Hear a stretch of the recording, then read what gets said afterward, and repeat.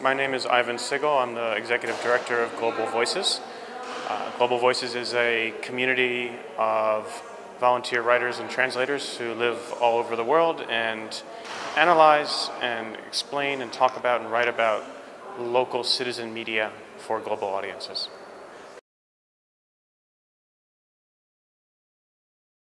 Global Voices started as a research project out of Harvard Law School, a research center there called the Berkman Center for Internet and Society. And it was a simple idea based on the idea that there's a lot of really good information in the blogosphere, but it was hard to find.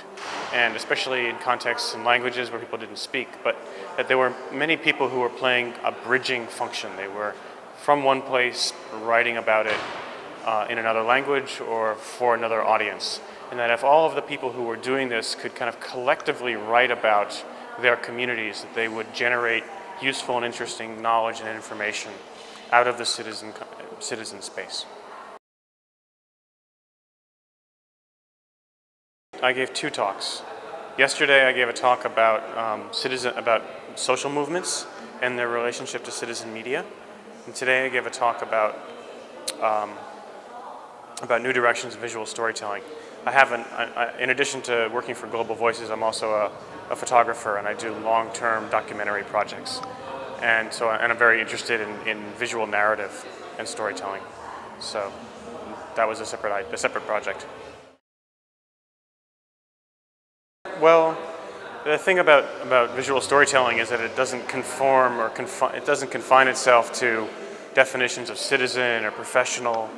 The most important thing is the story, and there's lots of different ways to distribute images. Some of that distribution is commercial in form, and some of it's not.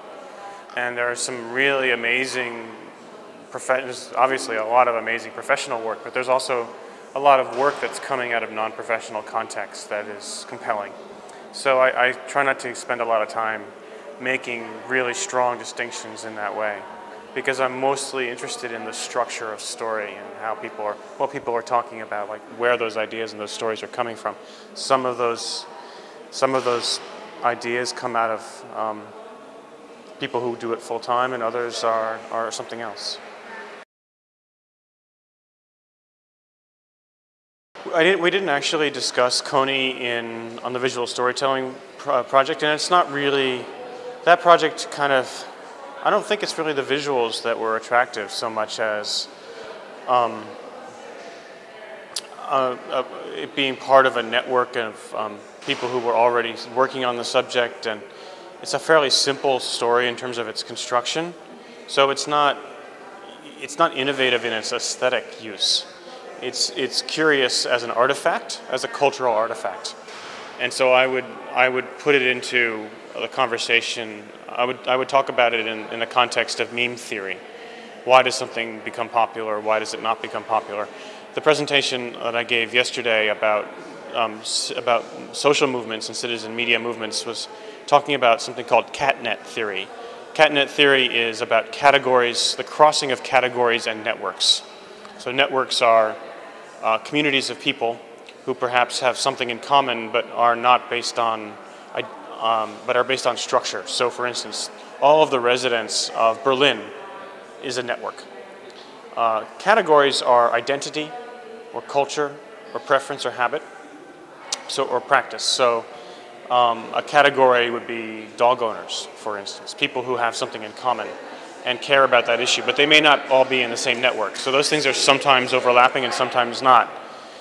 We see the creation of social movements or movements when categories and networks cross, and they usually cross around symbols, around images or ideas that are generated that are useful, or leaders that people latch onto and fill with meaning, and then enact behaviors around those images. And the Coney video is an example of that concept. The Coney video is a symbol. It's around which a community of people, a category of people found common cause, and that's why it came together. So that's the theory.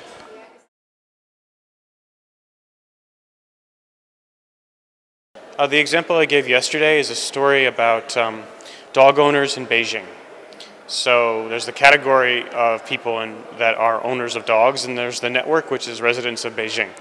And there was no particular reason that dog owners would create a movement until 2006, when the municipal government of Beijing created a one-dog policy that required that pet owners only have one dog because they were dangerous or rabid or something like that, and they proceeded to arrest and confiscate and kill dogs. And the dog owners came out in protest, and they started a demonstration because suddenly there was a reason, because a catalyst and a crossing of the network with the category, and people became motivated, and they formed a movement because there was a reason to protest, a reason to push against.